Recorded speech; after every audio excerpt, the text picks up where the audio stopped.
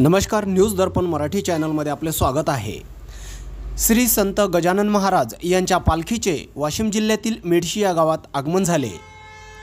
ही पालखी आषाढी एकादशी निमित्ताने विदर्भातील आराध्य दैवत असलेले शेगाव या ठिकाणाहून ही पालखी श्री क्षेत्र पंढरपूर या दिशेने निघते। श्रींचा हा पालखी सोहळा टाळ मृदंगाच्या आवाजात हजारो भाविकांच्या उपस्थितीमध्ये दिनांक 19 जून 2024 रोजी या पालखी सोहळ्यांचे गावातील नागरिकांनी आनंदाने स्वागत केले। तसेच संपूर्ण गावातील वातावरण प्रफुल्लित होऊन श्री गजानन महाराज यांच्या पालखीचे दर्शन घेतले।